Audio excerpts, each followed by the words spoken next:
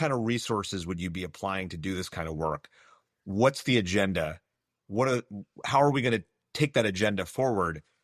I detected a level of shallowness and a lack of interest in really creating the kind of change that I think many of us know is needed. And it was the first time I observed that there was a little bit of a leadership crisis in American healthcare. Like, there's the things we say, there's the things we do, there's the gap. Great leaders acknowledge the gap, and others normalize the gap.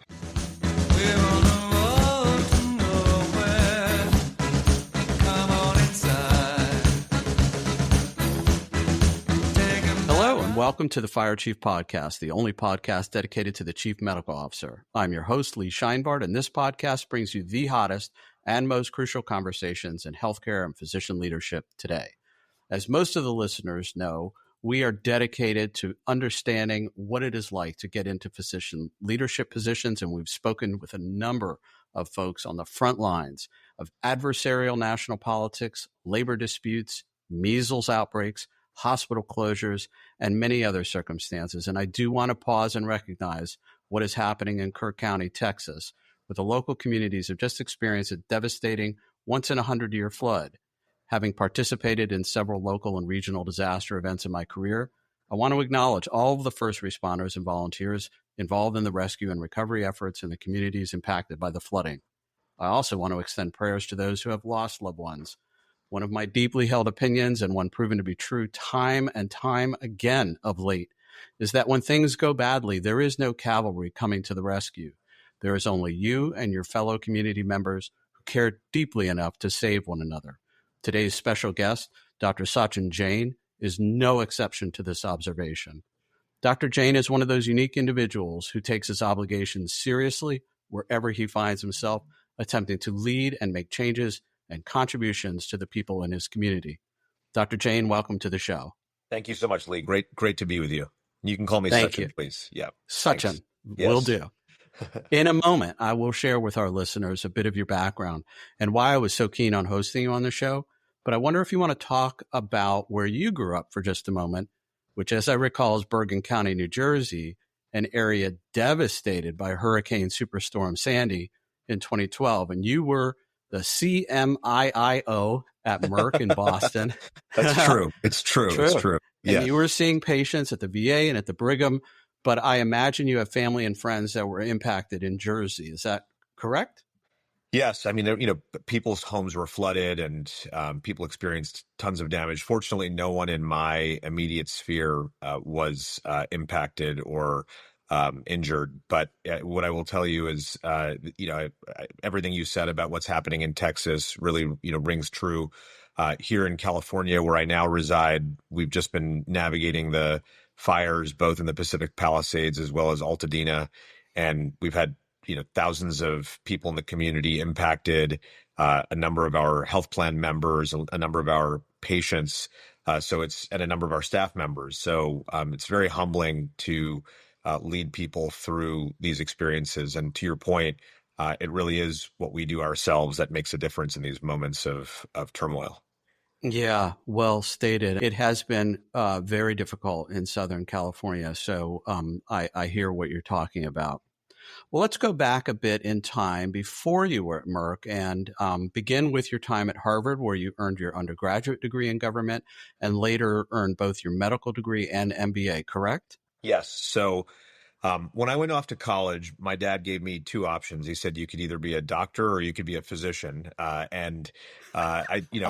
Ultimately I chose physician. It sounded more professional. But, there was an implicit expectation. My father was a physician who came to this country in the 70s, hoping to get advanced training and go back to India. And like a lot of people, he came here and started to build a life, and one thing led to another. And my brothers and I, found ourselves growing up in Bergen County, New Jersey. We came from a culture that kind of knew two professions, to be really candid with you. It was like engineering or medicine were kind of the things to do. And so anytime I came home with an idea that didn't fit into that box, my parents did say, you could be a lawyer, and, you could be a lawyer and a doctor. And so there was just a lot of implicit expectation. When I went to Harvard, I really wanted to make the profession my own. And, I think also from my father, I had a strong interest in public issues. One of our favorite pastimes was actually watching the evening news together. And, at the time, I kind of got interested in this idea of health policy and got exposed to a number of, really amazing mentors at Harvard. Probably the most significant of which was Don Berwick, who I think, as you know, was leading the creation of the National Healthcare Quality Movement at the time, and was just launching the Institute for Healthcare Improvement. And so, I got to work with some of the real exciting people in the field, and it helped crystallize a vision for me of a career where I might be a practicing physician who also worked on public policy issues at a broader scale. When I got deeper into health policy, I realized that it moves very slowly in this country. More recently, it's moved a lot faster. But I would say, uh, you know, we'd waited years and years and years, decades for any kind of fundamental reform. And so I thought that if I really wanted to change healthcare, maybe working at the helm of healthcare organizations might be a way to do that more effectively and at least have more impact. And so I ended up getting my MBA in between my third and fourth year of medical school. And then when I actually finished my residency, I was in this very weird bespoke program where I was half-time resident at the Brigham and Women's Hospital in internal medicine, and then half-time was a fellow or junior faculty at Harvard Business School. Then this crazy thing happened, which is, Obama was elected president. Health reform was the center of his domestic policy agenda. So I went down to Washington to work with David Blumenthal, who was the national coordinator for health IT, helped him with the implementation of the HITECH Act for a year, and then spent another year with my old college professor, Don Berwick, working on the launch of the Centers for Medicare and Medicaid Innovation. So that was my kind of career leading up to the time that I became the CMIIO, the first and only CMIIO of Merck. Yeah, yeah. Well, this is a fantastic background, and some of our listeners do know the IHI and Don Berwick, and you were very fortunate to be in that sphere. But for some of our younger listeners, what I'm picking up on and what I'm trying to impart is if you do want to make transformational change, then set your sights on being at the helm of an organization where change can occur. And to your point, in government, it may go a little bit more slowly than you might desire. If your DNA is an emergency medicine physician, that might give you a lot of heartburn. As an oncologist, it takes me 6 months to see the tumor shrink on CT. So I have a little bit more patience. The OB has 9 months. So we're all wired a little bit differently, but I do believe in what you say, and that is probably the key reason that I asked you to be on the show. You wrote on LinkedIn, and I picked up on it immediately, and I'm going to quote it, and that's why I asked you to get on the show. And you are a prolific writer, no doubt about that, but you said, how do we change the paradigm to recenter the importance of clinical informed voices in executive leadership in healthcare? And that's when I reached out to you and you agreed to be on the show. We're going to come back to that question in a little bit. But let's do a little bit more into your history and how you've evolved into the role and thinking about this. So after Merck, and you began to gravitate to that payer side of healthcare, what were you thinking relative to why that side of the equation, if you can share that with us? Well, Lee, if I can rewind the tape a little bit, I did my time in government, then went back to finish my residency. And then I resumed the path that I, thought I was going to be on, which is I thought I was going to work on health system transformation, either in Boston or New York, and talk to the CEOs of all the institutions that exist in those cities, big academic medical centers, community hospital systems. And I quickly had the sinking realization that lots of these organizations don't actually want to transform. They see the problems clearly, but on some level, these are successful organizations despite the presence of those problems. And I was offered interesting roles, medical director for innovation, chief innovation officer. When I started to have the second level conversation where I said, what kind of resources would you be applying to do this kind of work? What's the agenda? How are we going to take that agenda forward, I detected a level of shallowness and a lack of interest in really creating the kind of change that I think many of us know is needed. And it was the first time I observed that there was a little bit of a leadership crisis in American healthcare. Like, there's the things we say, there's the things we do, there's the gap. Great leaders acknowledge the gap, and others normalize the gap. So I had a crisis of confidence in my own career path. I thought that the academic health system world was going to be where I spent my life and my time. And then it didn't feel like that anymore. And at around the time that I was talking to those health system CEOs, I got a call from somebody I met when I was working in the Obama administration saying, would you be interested in consulting with Merck on, the creation of a new role, which was this chief medical information and innovation officer position. And, in this funny Dick Cheney way, as I helped them work through a few candidates, they turned to me and said, why don't you do it? And so I then, interviewed with, the whole ELT at Merck at the time, interviewed with Ken Frazier, who's, the legendary CEO of that organization. And they meant business. They were interested in going deep on digital health. They were thinking about beyond the pill. They were thinking about real world data, innovative partnerships. So I made the leap over to Merck. And then 3 years into my time at Merck, I got a phone call from a health system or a healthcare organization that really wanted to create the kind of change that the folks in Boston and New York didn't want to do, which was Lebo Lesson at CareMore Health. And so that kind of pulled me out of biopharma and pulled me into managed care and innovative care delivery, the place I wanted to be all along. Can we stay in that time capsule for just another moment? Sure. Yeah, of course. Okay. Of course. So you're talking to leaders in Boston and New York, and you're beginning to question what it is you're doing, and that these organizations knew their problem set, but were not initiating those transformative moves that were important to you, right?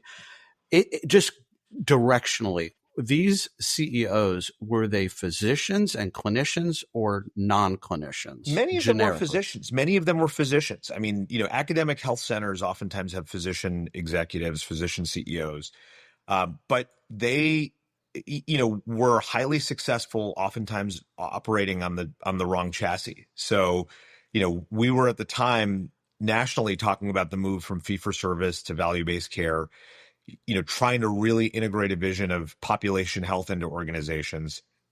And again, I would say the thinking was rather superficial. It was more like, check the box, we got to be doing these things. But in terms of how they were going to be doing them, how well they were going to be resourcing them, how central they were a part of the strategy of these organizations, it was more the tasty side dish than the main course. So this is helpful for leadership development as I think about the students in my classes, and I'm sure you've given this some thought. It helps to, at some point, create that true north, have a vision, and then discern, are you in the right space? And look, to be fair, the academic medical centers, they play a very important role in how you and I and others practice medicine and utilize what they're uncovering and how they're teaching and how people are learning. And maybe some of them may never be situated to change. I think with the current governmental policy moves, we are going to see some movement as a consequence of how funding will flow. That's an entirely different conversation. But so to be fair, some of them are not set up to move. They're set up to do other, they have another role to fill. But if you as a leader say, I want to be a dean of this austere institution and never change, go for it. Be that person. But if you want to make change, you probably need to find that organization that will change with you. Does that make sense? Yes, 100%. And look, with hindsight, with the benefit of hindsight, I can say, yeah, I mean, these are organizations that are outstanding at doing the thing that they were doing. And when you are outstanding at doing the thing that you're doing, you kind of want to keep doing it. Right. Right. But again, I think so that is the tension for somebody who wants to be a change leader, is like, if you have to work with incumbents who are proud of their existing models, then you might end up banging your head against a wall trying to actually create change. because they're successful in a business model that you may or may not believe in, right? And so again, I think that's where choosing your tribe, choosing your organization, thinking beyond the academic health centers, because I think we all get socialized to them too. You kind of fall in love with the places you train at. I certainly did. And my dream when I was a med student was to be the CEO of the Brigham and Women's Hospital. I love that institute. I still love that institution. I mean, it's just amazing. I feel chills when I walk into it. It's a place that is full of amazing memories for me. But to your point, that place is maybe built to do something different than the thing that I wanted to do. Yeah, yeah, and I think what is a shift in our career, and I'm thinking about all the way down to the medical students. We have white coat ceremony coming up next week. There's a different mindset to the next generation, and there's good and bad to all of our different generational cohorts.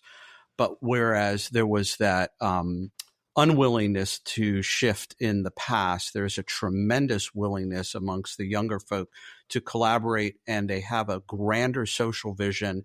And there's so many startups that are attempting to shift that whole. So if the House of Medicine is like a cruise ship and it goes 1 degree to the left, a couple 100,000 miles later, you're in a wildly different place. And I think we're seeing these shifts occur in places that didn't occur when you and I were in training. And our attending said, well, when I was at the Brigham, well, you still are, sir. So, but now people have had multiple stages to their career. They have a startup mentality. They want to move that degree, that trajectory. And I'm encouraging our young listeners to think about how they can be transformative and be more intentional.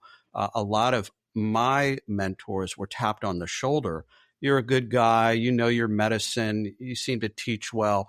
We want you to lead. And they're never really given the critical teaching about leadership, intentionality, vision, strategy, and then it helps set forward that inertia that never changes, right?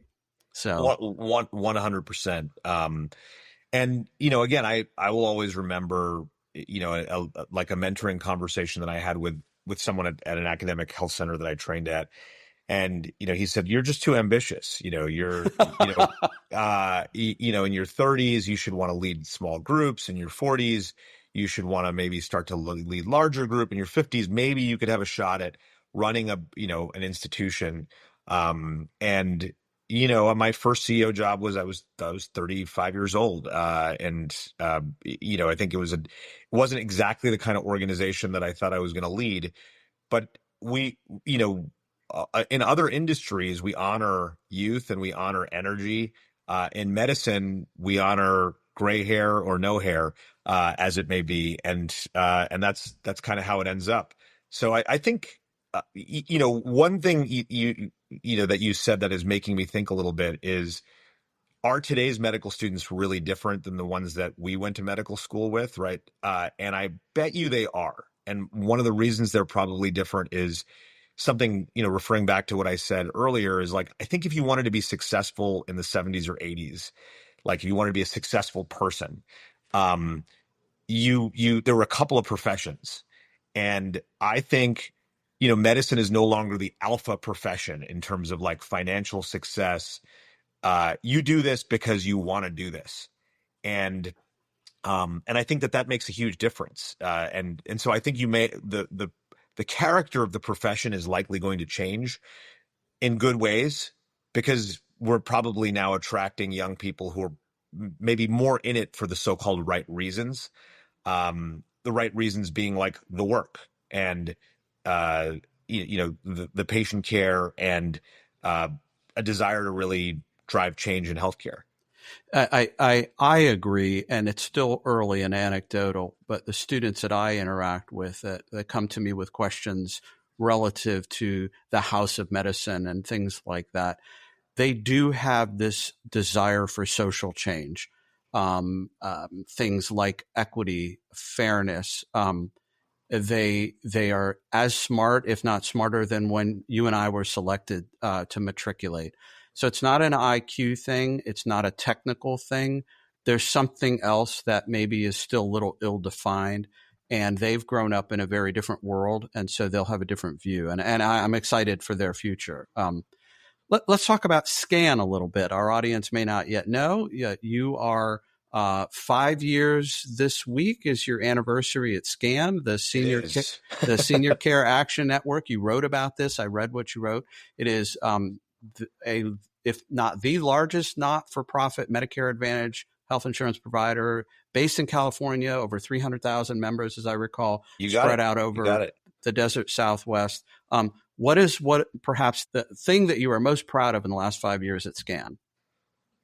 Well, I think if I could give you two, one is I Two. think we've grown, right? We've grown our membership base, our revenue base, and our geographic footprint. So our membership has gone from 219,000 to about 306,000. Our geographic footprint has expanded from California to Arizona, Nevada, New Mexico, Texas. We've expanded the products from our traditional products to additional products that are focused on specialized populations, women, LGBTQ plus populations, as well as an Asian focused health plan. And then I would say the second piece of it is really diversification, and the real signature program in our diversification efforts is our medical group focused on people experiencing homelessness. I got really inspired around homeless medical care when I was in college, actually. And, we now operate one of the largest medical groups focused on treating people experiencing homelessness. Last year, we saw 6,000 unique patients. We saw 3,500 with 5 encounters each minimum. Wow. So I think we've really gotten closer to vulnerable populations. That's always been a part of our mission and our mandate. But I think now we are like closer to the patients and closer to the work in a lot of ways. That look, you give me 20 more like that. That was fantastic, and congratulations Thank on you. that work. That is transformative. People tend not to think about those efforts about affecting populations and communities. And again, it goes back to the opening observation. There's no magic, spaceship coming down to fix that homelessness medical care problem. It's up to local people to decide, can we do this? Should we do this? Will we do this? Let's do this and make that impact. Well, it's a problem. It was frankly in Southern California where we live. It was an epidemic in plain sight, and it was something that is very abnormal that we've normalized. We've literally blocks and blocks and blocks of people living on the streets, experiencing homelessness. A number of those folks wandering into suburban communities, and we just kind of said, oh well, it's just part of life in LA.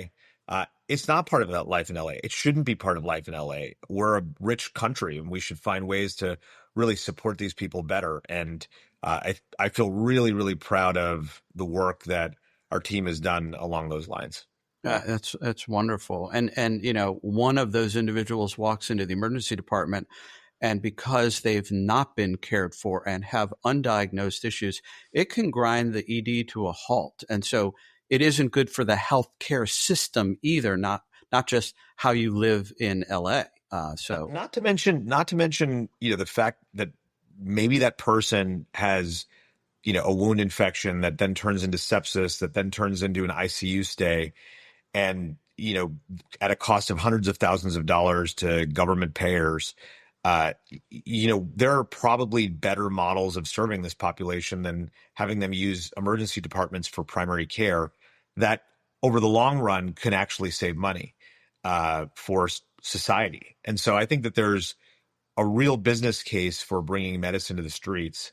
And that's what we've set out to prove here at SCAN. Yeah, I was going to ask you a question that I've asked former physicians to folks in the White House, including Barack Obama and folks heading the VA and folks in Congress, whether or not you, as my guest, have had conflicts with your oath and obligation as a physician to the role that you are, whether it's at SCAN or at Merck. And in this case, I was asking folks in other roles. But I don't even want to ask that question because it feels like you have aligned your physician role with your leadership role, and to care for people using the health plan as a vehicle and all of the parts and pieces. I don't know if you want to comment on I think those thoughts. one of the things you see physicians do when they enter into corporate roles is some of them actually quickly shed their physician identity. They engage in what I call code switching. They, basically go from a physician code to a business person's code. And we like to pretend that the two can be the same, and the two are not the same. And on the margins, we can make decisions that are, potentially anti-patient. And, you're not going to always be pro-patient in a business role. It's a bit Pollyanna to say that, because there are limits to what you can do with the financial resources that you have. But there are oftentimes situations where you have to make trade-offs. I'll tell you about one that we made at a prior company where, there's this question of like, should we put copays on insulin? Everyone else in the industry was putting copays on insulin. Copays were initially intended to drive rational utilization of services. There's no irrational use of insulin. And so, it's one of my proudest moments is actually, it was my CFO, Mike Plum at the time, who's a really amazing guy who thinks who's the one, CFO in America who may think like a physician. He's like, we don't want people not using insulin. That's bad for them. It's probably bad for us from a business case perspective, because if people are not taking their insulin, they will end up with longer term complications that are going to cost us more money as a health plan and as a medical group at the time. And that kind of thinking is very rare in healthcare. There's very few people pausing to ask that question. And that's where I think physician leaders, to your point, have a unique capability to really bring clinical insight to business questions. And it's sorely needed. It's really sorely needed. I love that example, and it brings back some PTSD where I was in charge of our cancer service, and two of the medical directors of our health plan came to me and wanted to talk to me about erythropoietin, which was brand new at the time, EPO for those of you. So, and we're having a very casual lunch, and I said, why are you requesting all of this paperwork when I want to order 40,000 units of EPO? And they and they're both physicians. Oh, it's our stop sign. I said, pardon me? It's a stop sign, because we know if we put up the stop sign, more often than not, cars will stop in traffic when there's a stop sign. And I said, but my patients benefit from this product. Yeah, that's what you think, right? And so then, all of a sudden we're in two different universes and this code switching. I thought I was talking to two friendly physicians, and they were looking at rationing a product because it was very expensive, and I'm thinking of it from a clinical perspective. So insulin is so interestingly, EPO's a good one to kind of, if we can spend a minute on this one, this is a good one to kind of pull out and have a little bit of a longer conversation. Let's do it. As an oncologist, 100%. But I think you probably also remember for CKD patients, there was almost overutilization and overprescribing of EPO, and so I think some of what ends up happening is like the paradigms that may work in for those who are less familiar with this language, utilization management paradigms that may exist in some clinical domains creep into other clinical domains. And again, this is where being a really good doctor ends up being most important, which is like, hey, for the oncology patients, we don't want to the EPO. But for the CKD patients where the clinical evidence suggests that there are limits to the amount of benefit that EPO can actually give you, and in fact, you stretch over into harm subsequently. And again, I'm reading the book Empire of Pain. Are you familiar with this book at all? No, sir. So it's about the Sacklers, who are the family behind Purdue Pharma. And I didn't know all the history here, but they had a huge career in medical advertising. They actually created the pharmaceutical advertising industry before they got into Purdue Pharma. And, there is a long history of business forces. And I didn't fully appreciate the history here, like doctors being co-opted to be agents for driving overutilization of products in situations where they weren't. And so there's this interesting tension of like, why do we have this Well, the reason we have this is because some physicians abandon their clinical mindset, ethics, and duties to then go over to like, let's sell as much product as we can. And so it creates this funny situation now where you as an oncologist need this product and don't have it to be able to give to your patient. Well, okay. We need another minute on this, and we may have to come back and meet again. So think about the structural dynamics about prescribing insulin to your patient versus the oncologist recommending EPO. The fundamental difference for most people back in the day is that I bought the EPO. I kept it in the fridge.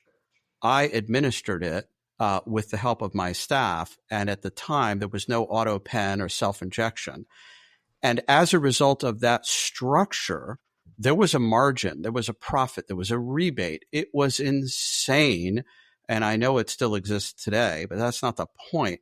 But it goes back to your comments about what you reviewed with the Sacklers and the industry. The industry incentivized me knowingly or unknowingly.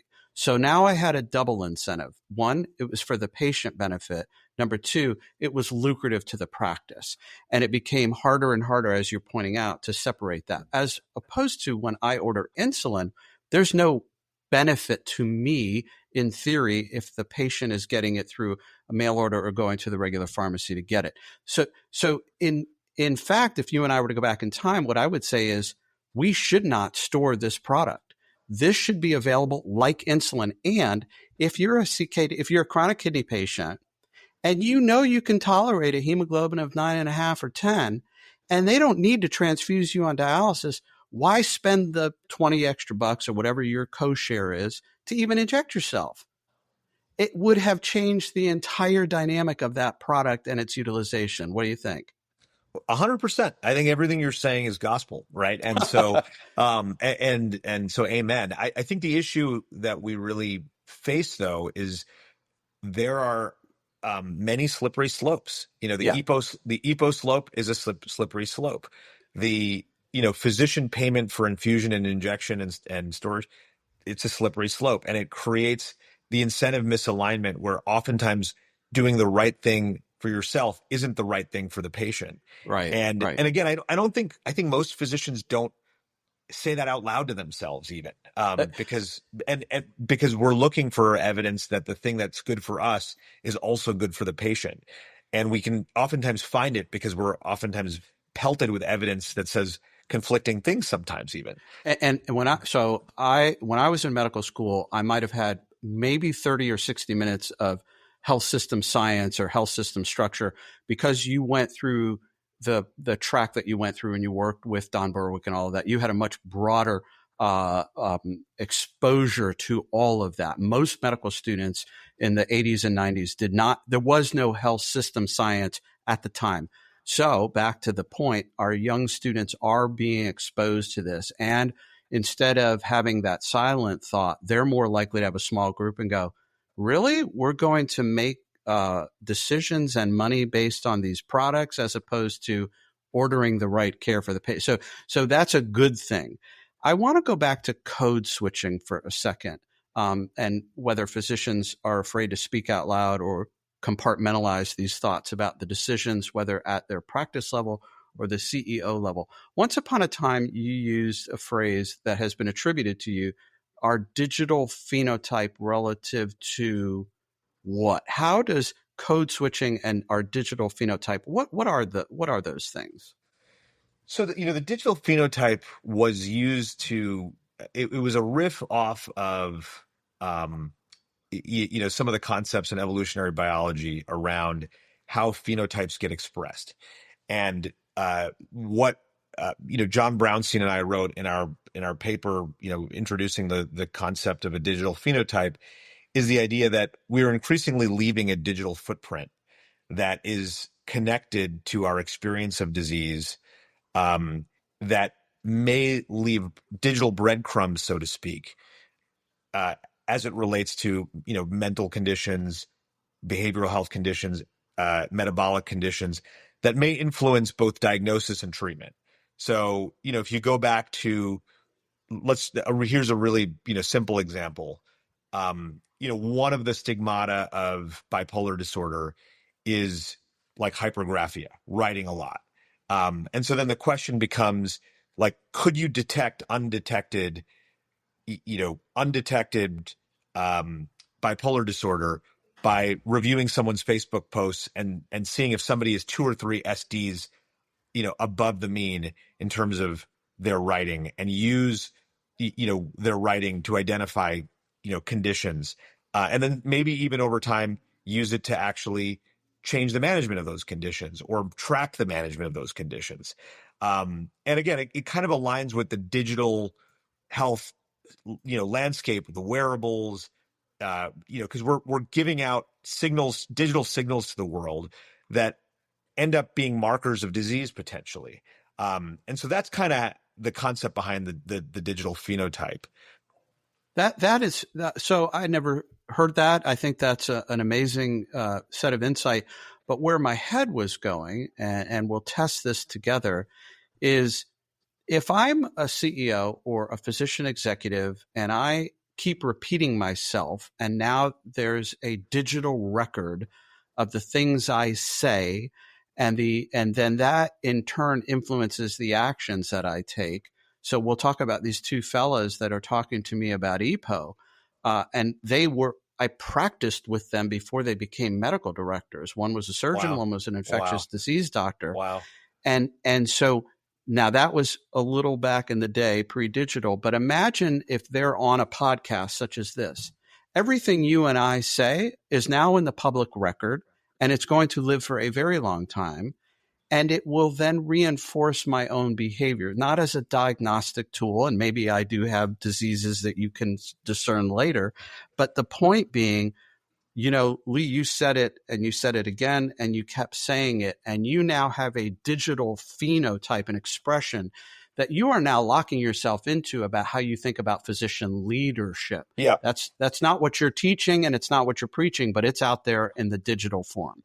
Yeah, and I think about that as more being a digital avatar of you, right? Yeah, yeah. I So, don't want that. yeah, the idea that if you enter into ChatGPT, what does Lee Scheinbart have to say about X, Y, and Z, and it can probably get into your brain more than you can actually get in there yourself sometimes.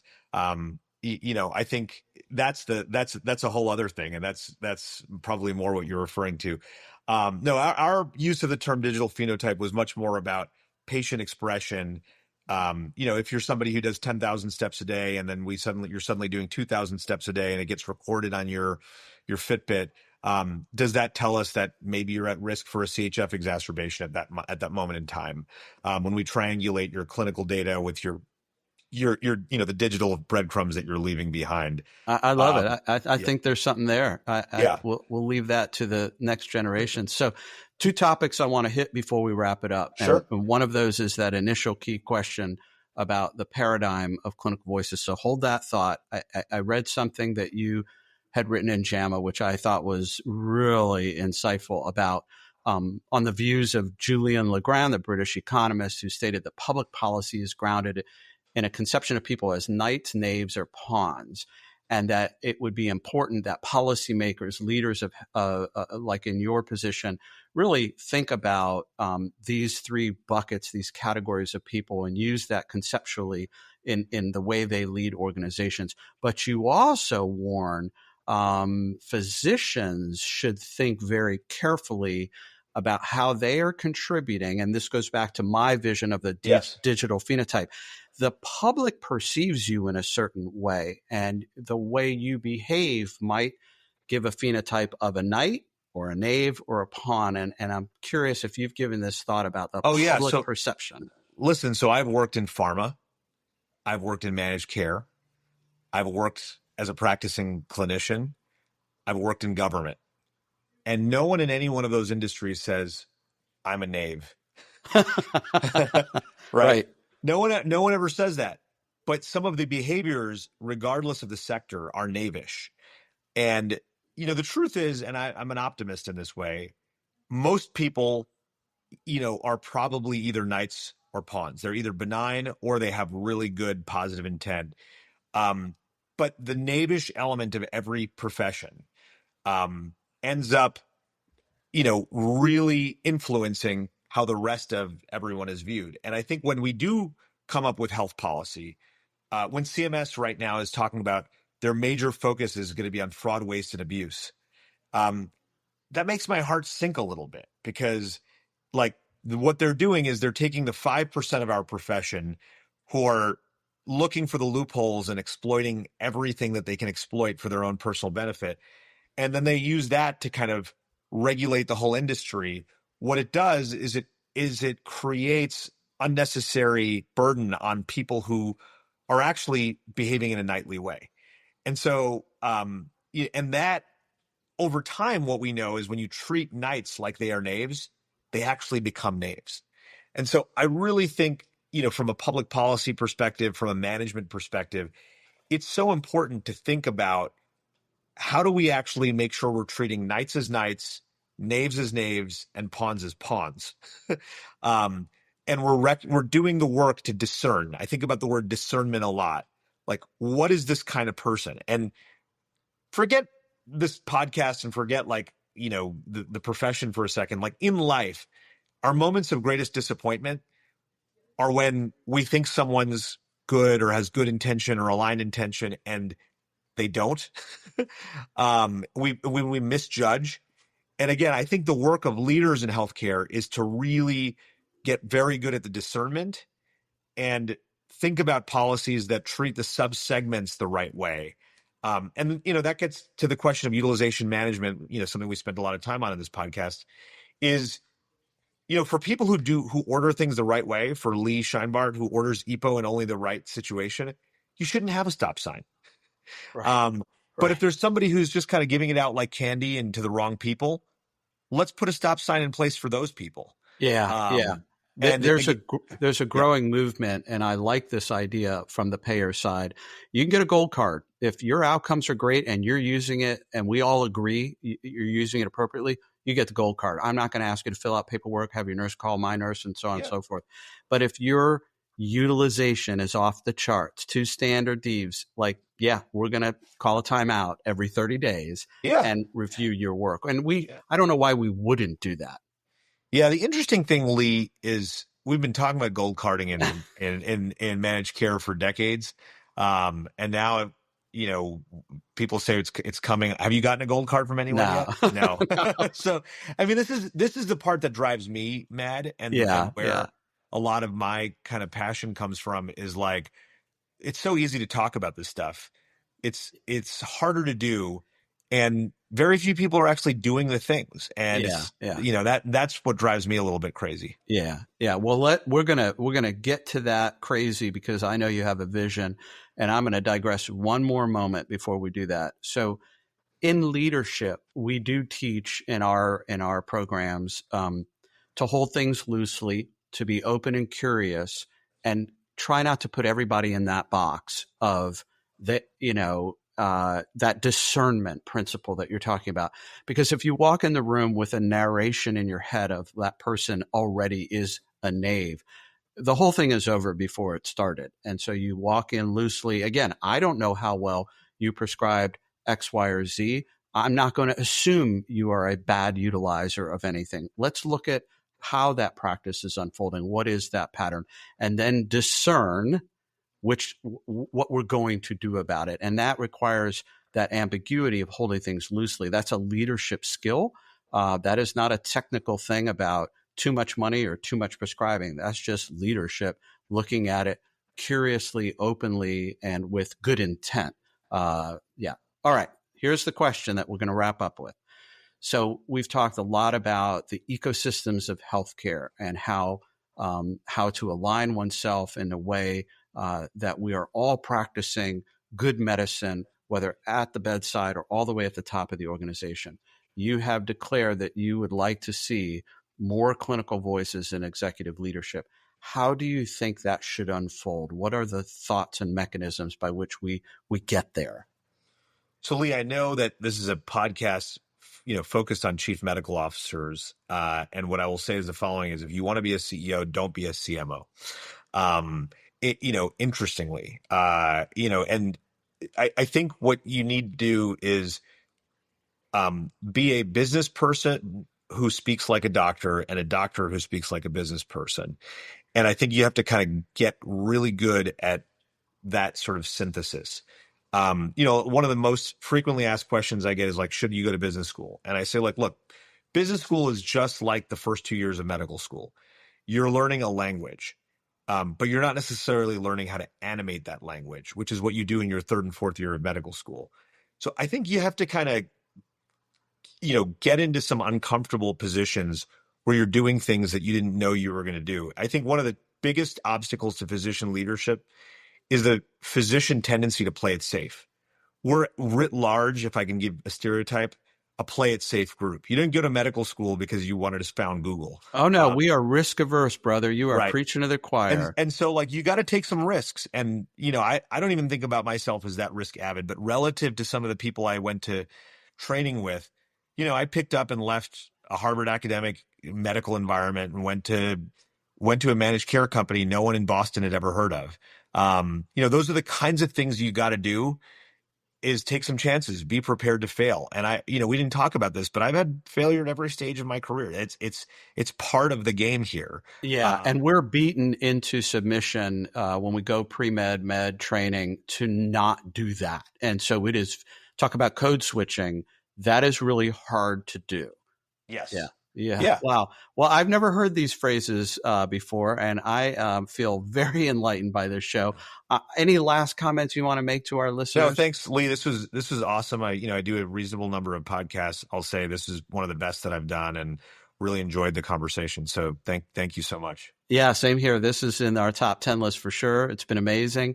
And for all of you listeners, this is the Fire Chief Podcast, the only podcast dedicated to the Chief Medical Officer, as Sachin just told us. And if you want to become a CMO, check out our website, thefirechiefcmo.com. Sign up with us.